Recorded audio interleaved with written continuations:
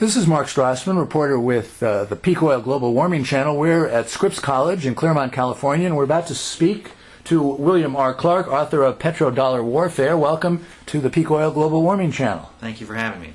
The Petrodollar Warfare of the title, I think, has at least two meanings. One is the war in Iraq, and the other is the war between the U.S. and the European Union over how oil will be denominated in world markets. Could you talk about that sort of double meaning in the title? Sure. My book is really based on two premises, and that is that the world's oil production is soon reaching a peak, or peak oil as they call it, and the second coalescing factor is that the U.S. dollar as the world's reserve currency is being challenged by the European Union with its euro currency. And there's a whole arcane history regarding petrodollars and petrodollar recycling and the macroeconomic effects of oil being sold and priced in a monopoly currency, i.e. the dollar or petrodollar. And that tell us a little bit about that story, about what happened in the first oil shock and what its impacts were. Okay. Just going back a little bit in history, at the end of World War II, the United States dollar was designated the world's reserve currency. And tell everyone, since it's a crucial concept, what's a world reserve currency, and what's its importance? The importance of the world reserve currency, contemporarily speaking, is that commodities are priced in the world reserve currency, and contemporarily, as in the end of the World War II period or the post-war period, the debts to the International Monetary Fund and the World Bank are also denominated in dollars, and therefore the dollars are the world reserve currency for both developing nations to pay off their debts, as well as industrialized nations such as Western Europe, China, etc., and Japan to purchase commodities, the most important commodity being global oil and gas sales. And the world reserve currency is the unit of account or price for global oil sales. So it's something that's any country that needs to use oil needs to have dollars under the current regime in order to get it. Yes, in 1974, Saudi Arabia, well, just backing up just for a moment, the dollar used to be backed by gold from 1945 to 1971. Bretton Woods period, as you know. Bretton Woods period. The dollar was exchangeable by foreign nationals or foreign nations, $35 per 1 ounce of gold, and that worked for about 26 years. And some countries actually started to take advantage of it at that point. Yeah, the problem was the debts of the Vietnam War were so great that there was a real fear amongst some of our allies that the United States dollar was about to become devalued relative to gold. So they began to turn in their dollars in exchange for gold, and Charles de Gaulle of France was sort of started this around 1967, 68. Because he wanted to undermine American power at the time. He wanted to be premier in Europe, and he didn't want U.S. meddling, and that was the strategy he proposed in the 60s. Right. But Britain also got very worried, and so the British ambassador in 1971 went to what they called the gold window at the Treasury and requested the redemption of $3 billion. And the gold President Nixon was informed that if these countries, such as France and Europe and these other countries, continued to withdraw the gold out of the U.S. Treasury, that we would no longer be able to maintain this entire system. So he basically pulled the plug on it. So it's a little like somebody comes up to the bank teller and says, we want $3 billion in gold, and the teller goes into the back office and talks to President Nixon, who says, we can't do that. And instead he proposed what? The abandonment of the Bretton Woods gold standard to a floating currency. So in 1971, after August 1971, the dollar became a floating currency. Right. And because there were so many dollars in circulation, and we had this in part to pay for the Vietnam War, which was ended at the time, and the whole guns and butter thing, Lyndon Johnson. There was massive inflation. There was massive devaluation of the dollar, and President Nixon's 1972 campaign slogan was "Beat inflation," and it was also the same slogan that basically Carter implemented or had in 1976. So there was a lot of inflation in the 1970s, and what happened is OPEC was losing a lot of money by selling oil pricing oil only in the dollar. So they began internal discussions to sell oil in a basket of currencies, including the dollar, as well as the German mark, the Japanese yen, the French franc, the Italian lira, the Canadian dollar, Okay, and the then, Swedish krone. And then apparently Henry Kissinger came to the rescue, and the National Security Advisor during part of this time, and then Secretary of State. What did he propose, and what did he put into place with the recycling of petrodollars from Middle East? Well, he had the Secretary of the Treasury named William Simon fly personally over Saudi Arabia in 1974 and met with the Saudis and said, you know, we hear that OPEC is thinking about selling oil in a basket of 12 currencies. This will not be good for us. This will not be good for you. You need to put a stop to this. And we, you know, are going to help you do this. And so he actually, the Saudi Arabian Monetary Authority, or SAMA, the person appointed to run that was actually an American. And this is during the oil embargo.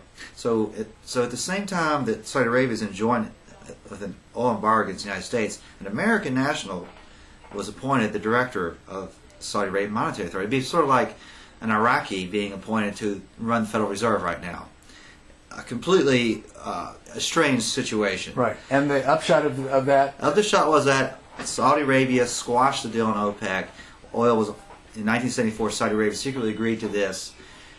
They killed this proposal with OPEC to sell oil in multiple currencies, and then in 1975, the rest of OPEC decided to go along with Saudi Arabia, and that transactions for oil would only be in dollars. However, this proposal came up again in 1978 by Kuwait. This time it was three currencies, the Japanese yen, the U.S. dollar, and the German mark, because between 1977 and 1978, the dollar lost 40% of its value relative to the German mark. So once again, OPEC got real nervous. Their purchasing power is going downhill. So let's sell and price oil in three currencies.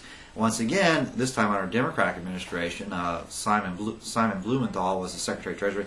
He flew personally over Saudi Arabia, met with the Saudi finance ministers. Michael Blumenthal. Yeah, I'm sorry, Michael Blumenthal, right. There was William Simon and Michael Blumenthal. Right. And he, I think Cyrus Vance was involved in all this as well. And once again, our good friends in Saudi Arabia squashed this deal within OPEC, and there was a quid pro quo. We protect the Saudis, and what happened is the Saudis at the time in 1978 were really interested in increasing their voting power within the IMF, which is sort of based on a complicated formula regarding their GDP. And Saudi Arabia was at number 38 in GDP, but after this meeting, thanks to the United States, they went all the way up to number 8 in power in IMF. It was a 350% increase in voting power, so they were right behind the G7 nations. So there was a quid pro quo, and what did the Saudis do for their part? The Saudis killed the proposal by Kuwait and the other members to sell oil in three currencies. Said we will only do dollars, we'll enforce this, and you have to give us power in the IMF in order for us to do this thing. And what's interesting, if you look at research by Dr. David Spiro, who's done really, in my opinion, the only authoritative analysis of petrodollar recycling. He studied from 1973 to 1981 all these declassified documents. There's an interesting comment during this meeting, and that is they told the Saudis that the valuation of dollar was about to go way up, and they needed to stick it out with us. And what happened was, Paul Volcker became the chairman of the Federal Reserve, and sure enough, interest rates went up to 18% in 1979, 1980. So it almost makes you wonder when you read these internal talking points between the American Treasury Secretary and Saudi Arabia saying, you got to kill this proposal, and we will give you more power to the IMF. And by the way, the dollar's become much more valuable relative to some of these other currencies, and we'll make sure this happens. You have our president's confidence and assurance this will happen. And sure enough, that did happen. So as a result of all that, right, the dollar remained the monopoly currency, monopoly global reserve currency for oil until today, and until 2000. Until 2000. Talk about the importance for the American economy, riddled as it is by a federal budget deficit of enormous proportions, right, a national debt in the $7 trillion range at this point. 9 trillion almost. 9 trillion. Right. And an extraordinarily large balance of payments right, problem with the rest of the world, where essentially the U.S. exports dollars and gets stuff. Right. It's interesting. You read Dr. Spiro's, here's the book, by the way, The Hidden Hand of American Hegemony. This is an interesting book. The United States showed its first ever trade account deficit in 1971. And at that time, the U.S. Treasury was getting worried. This has never happened before. Who's going to plug this deficit? It was the high oil prices of 1973-74 that plugged it, and they still plug it to this day. There was an article in Business Week just in March of this year called The New Middle East Oil Boom. And a global economist named Paul Donovan at USB in London did an analysis, and he said that petrodollars or petrodollar flows currently finance or fund 45% of the United States current account deficit. The current account deficit is $805 billion in 2005. What's in the current accounts deficit? Well, that's our balance of payments. That's the difference between what we consume versus what we import. So as you say, or as you noted, we are importing far more goods and services, especially oil, than what goods and services that we're exporting. And the biggest things that the U.S. imports essentially is oil and manufactured goods from China and from Japan and from the EU. So essentially, those real things come into the U.S., and the U.S. Treasury prints dollars or electronically generates them in computers and says, we owe you some more, and those dollars are then recycled back into government securities to pay for the federal budget deficit. That's right. More or less. That's right. This is what Charles de Gaulle called the exorbitant privilege of the world reserve currency and the petrodollar recycling system. Now you make the argument that Saddam Hussein, that the most dangerous thing he was doing to the United States was not building a nuclear bomb, but threatening to denominate his oil in euros. Yeah, I think one of the Federal Reserve's worst nightmares would be that the dollar would lose its world reserve currency status, and the way that would happen is if commodities start to be transacted in a different currency. The only currency that really threatens the dollar is the euro, because the European Union's economy is the same size as ours. They don't run the deficits that we are. They're actually bigger. There's 450 million versus 300 million in the United States. And we're about 11 trillion. They're like 10.5 trillion. So it's sort of equivalent, commensurate in size. And so Saddam in 2000, the fall of 2000, said, I really can't do anything about what's happening, but because he was under sanctions from the UN generated by the U.S. after having lost the first Gulf War. He couldn't really control where his oil was going, but he did say, I'm going to, because I'm at the United States, I'm going to switch over to the euro, because the French and the Germans and the Russians are not on the euro, but they're being nice to me. They're trying to get the sanctions lifted. So he switched to euro. He said, you can buy all the oil you want from me, you have to pay in euros. The United States actually bought the majority of the oil under the oil food program. It was like 55 to 64%, depending upon the year. So ExxonMobil and all these companies, beginning in November 2000, up until we invaded, had to pay for Iraq's oil in the euro. So they had to use their dollars to buy euros. Yes. Did that strengthen the euro as a currency vis-a-vis the dollar? If you look at what happened in 2001 and 2002, you really wonder if that was happening. What was interesting is when Saddam made the switch in November of 2000, actually he announced in September, the euro was only 82 cents to the dollar, which was at its historic low point. So everyone said, well, you're going to lose, $400 million in oil profits this year, or the next year by doing this. This doesn't make any sense, but it was, to him, he was willing to take the economic hit because he wanted to hit back politically, I suppose. But what happened was the euro started at 117 and went down to 82, and then it started to go back up in 2000. And then by July of 2002, it reached parity. And then after that, it went above the dollar. It's been above the dollar for over 4 years now. So you could almost track the U.S. preparation for the war in Iraq with the rise of the euro. I don't know if I would go so far as to say that, but I would say, but what happened that was interesting is the Oil for Food program had $10 billion in it when he made the switch. At the time of the invasion, it had 26 billion euros. He almost tripled the savings account of the country because of the steady appreciation of the euro relative to the dollar. So Saddam made a financial windfall, which was never, ever reported in the United States media, but I reported on this in my essays. Okay, let's talk about those two things, your essay and the U.S. media. Right. Tell us about the essay you wrote that became the germ for Petrodollar Warfare, the book.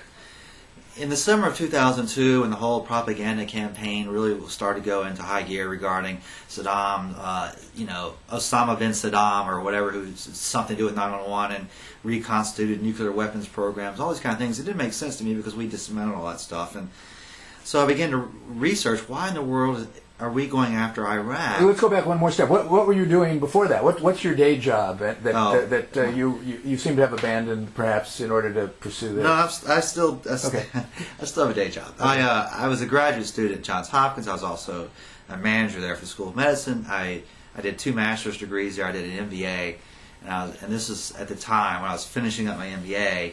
I was going to start my second master's in science, and I was I was talking to the associate dean at the business school, who was actually a former presidential appointee for the U.S. Department of Treasury under the Clinton administration.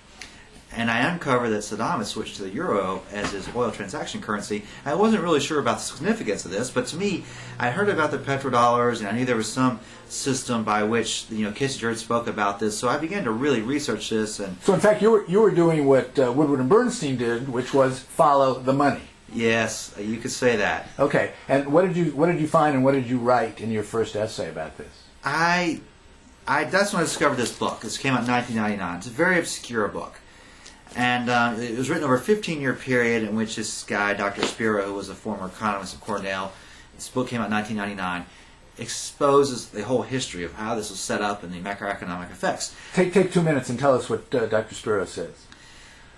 He says that when the dollar lost its gold backing, the United States went through extraordinary measures to maintain the dollar's monopoly pricing, or unit of account for oil sales, and the monopoly transaction.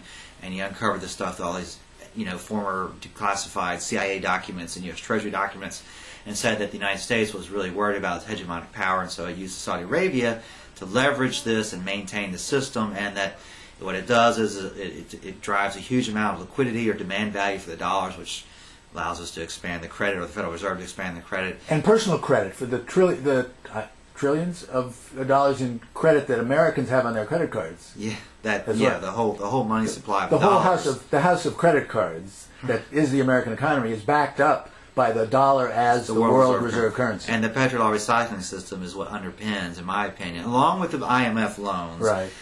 The commodities pricing, and most important, of course, is global oil sales, is backed by the petrodollar recycling system. So he exposes this. So I began to research what happens.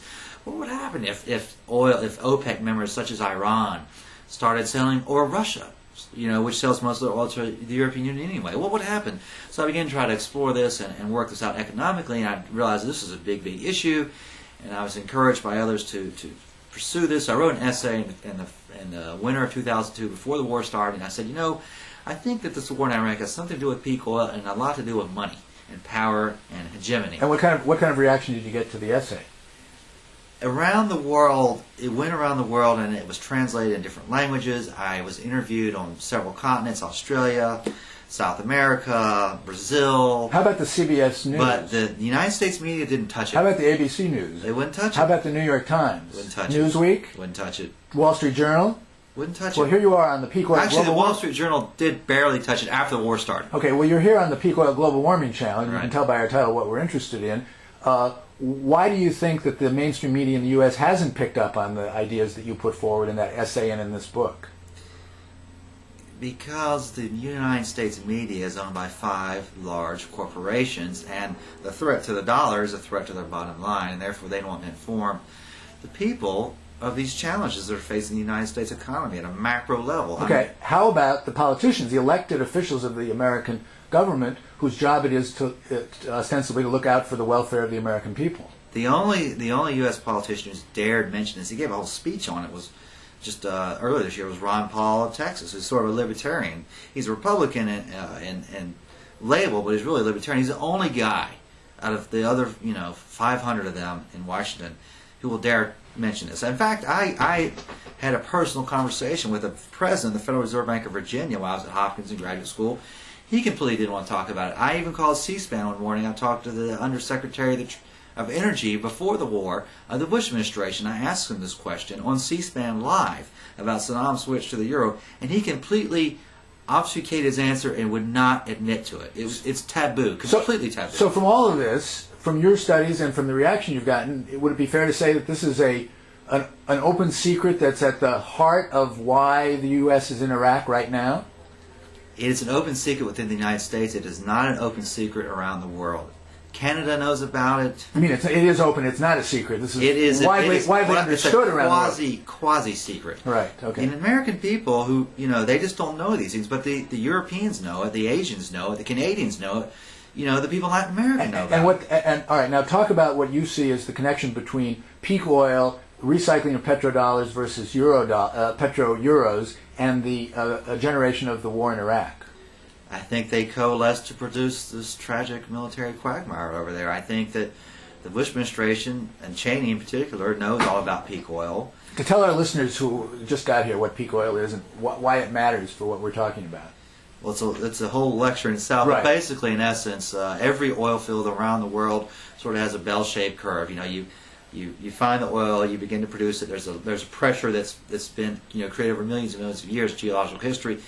That pressure reaches a peak. You reach a peak in production, then it begins to tail off. Every oil field, there's about 40,000 or more oil fields in the world, have this general bell-shaped curve. And because every oil field has that curve, the aggregate has the same curve. Right. If you aggregate all the oils, or every country, you can look at these curves of countries, and if you aggregate all the countries together, you get this one gigantic bell-shaped, raggedy curve because of what happened in the 1970s. And basically, peak oil is the point where, from a geological, geophysical perspective, that oil production reaches its maximum, and due to the declining pressure, it begins to taper off. There's really nothing you can do. You can apply technology which will extract more, and it may draw out the curve a little bit on the downslope, but once you've reached peak oil, you've reached peak. And in fact, that's happened in many countries, starting pretty much with the United States in 1971, yes, and been repeated in other countries, so that at this point, what's keeping the curve still rising globally is the oil where?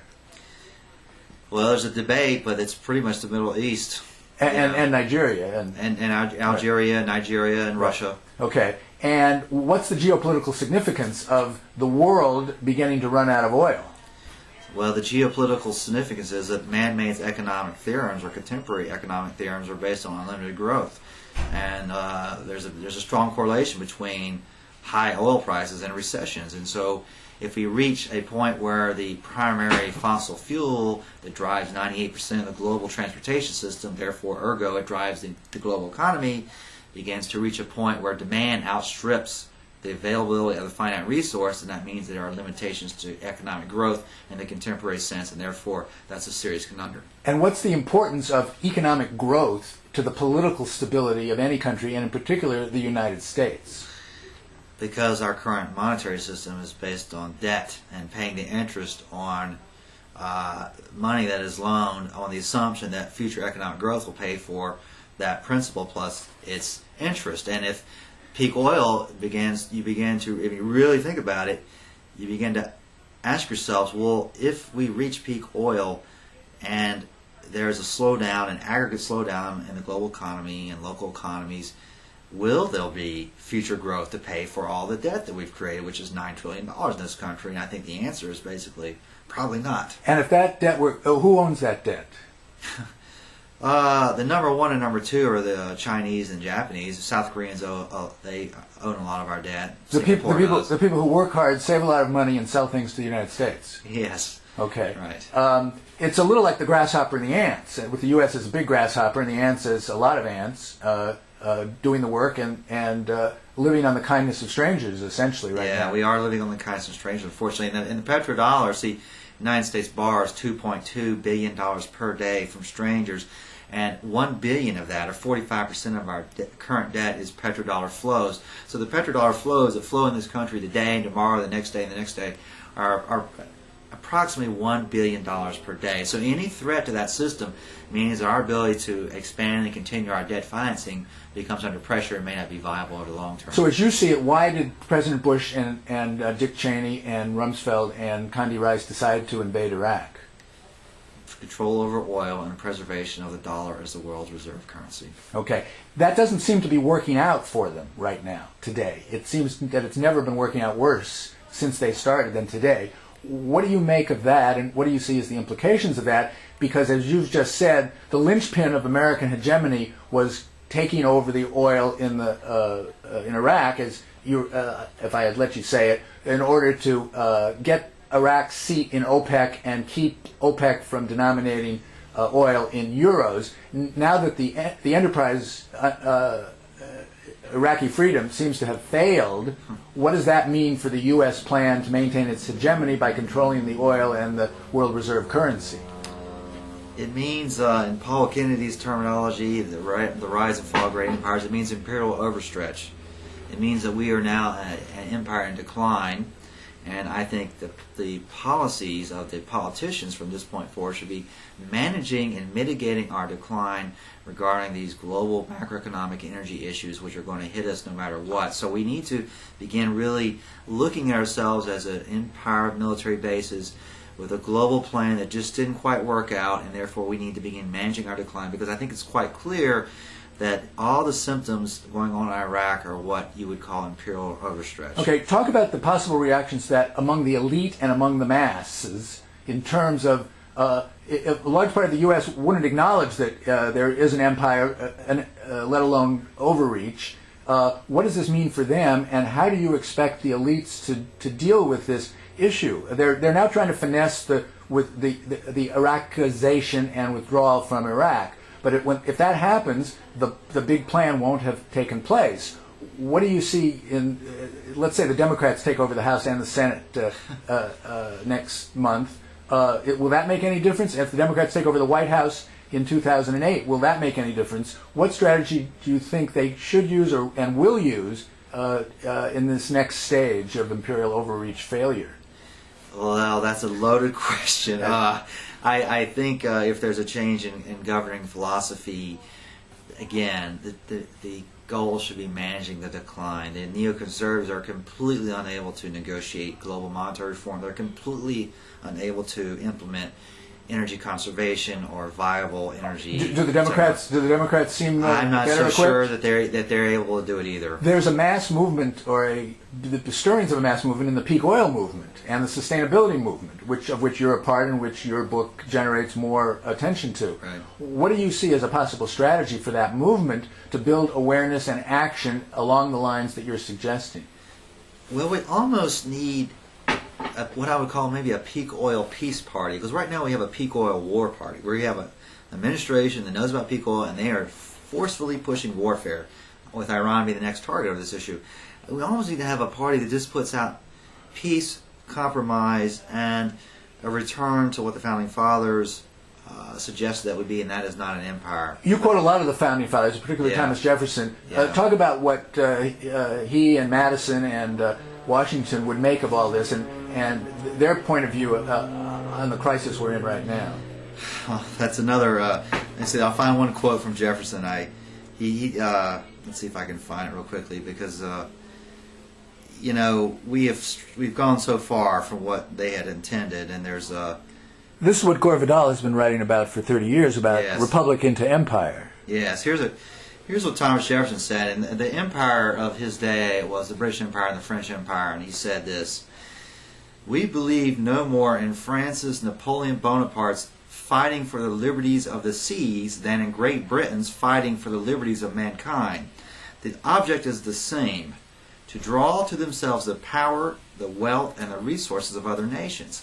So basically he's saying we don't believe in this imperialistic propaganda that Bonaparte of France and King George of England are talking about. He was a Republican with a small r. Right.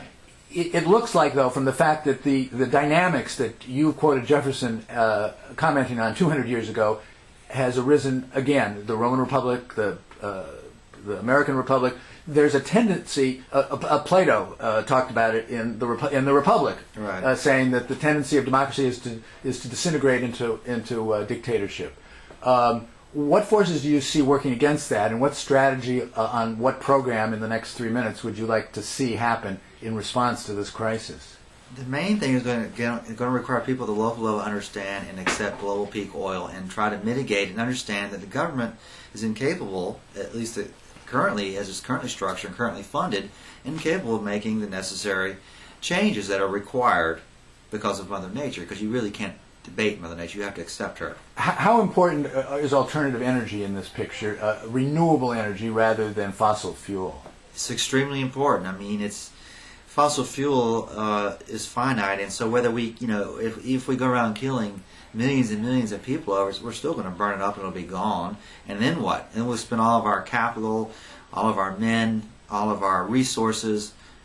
We'll be bankrupt, or morally, economically, and we'll have nothing to show for this. So this goes back to this thing about Paul Kenny's imperial overstretch. That what happens with empires is they begin, once their economy starts to go down, they have this tendency to go use military force to achieve things. But why they get trapped in that model, so they can't spend the necessary investments at home to rejuvenate their economy, to sort of flatten things out and get back at a steady state. So okay, now the people who are running Proposition 87 are promising, here in California, are promising cheap energy as a result, and promising people they can keep driving their SUVs using ethanol, essentially. Do you think that the what Richard Heinberg calls power down will be possible without a reduction in what's currently understood as the standard of living of people in the industrialized countries, in particular the United States, given even an all-out move to alternative renewable energies? There's no doubt in my mind that we're going to have less available energy when I'm an older man. I mean, we have to do power down. I mean, the energy density of fossil fuels is greater. The hydrocarbon molecule is almost magical. There's nothing that we found that is as transportable and provides the energy density. You can't run airplanes on coal or wood or anything like that. So, regarding Proposition 87, Richard Heinberg also has a term called the magic elixir, and that's this belief that something will come and save the day in the end. We can continue the status quo, and that's a very dangerous mentality. I think that power down is the only way forward, and that's a very hard thing for us to really assimilate. Okay, now you made the point earlier that your ideas about this, whether they're right or wrong, haven't been subjected to mass public debate because the media, which determines what's on the agenda for debate, has shut them out. Right. This video will be available on the internet, but it doesn't have the advertising budget that ABC News does. Right. Given that, and given the centrality of understanding, of seeing what you've understood and are trying to communicate, right, and it's blocked, and it's being blocked by the media conglomerates, what do you see as a possible strategy to get the word out to people? And beyond that, do you think people are ready to make the moral, physical, economic commitments necessary to implement power down or some variation of it? And you've got about 2 minutes. Okay, I think that using the internet obviously is the most logical strategy because it's not filtered like the mainstream media news is. And apart from net neutrality issues, of course. Right. But the internet obviously is the best vehicle to spread the word and get people activated in local levels. Regarding whether or not the American people and the global community are willing to do the power down scenario is a question that I think we're going to struggle with for a whole generation. I think this is going to be an ongoing issue for 20, 30, 40 years. And there are things that I'm doing personally. I think other people have to do similar types of things to reduce their energy usage. And like I said, we can complain about Mother Nature, but we can't manipulate her. We have to live within her constraints. To say a little bit more about a peak oil party and what platform you think it ought to have. It needs to be based on fundamentals of global monetary reform and massive reallocation. I mean massive, like World War II style reallocation towards infrastructure changes, such as light rail, to reduce as fast as humanly possible our hydrocarbon consumption. We have to restructure our society. We have to begin producing food locally. We can produce electricity much easier than we can find fossil fuels around the world and conquer nations. So we need to look at the entire restructuring of the transportation system. Okay, you got about 30 seconds. Tell us why this is important and how hopeful you are that a resolution will be possible. It is the challenge of the 21st century. It is a unique moment in time, and it will either be tremendous pain and suffering or tremendous liberation once we get through this. But it's going to be a very difficult transition. And regarding my hopefulness, I vacillate between positive and negative, but I think it's going to happen for 20, 30 years. I have to go through this whole debate. Thanks very much for talking to us on the Peak Oil Global Warming channel today at Scripps.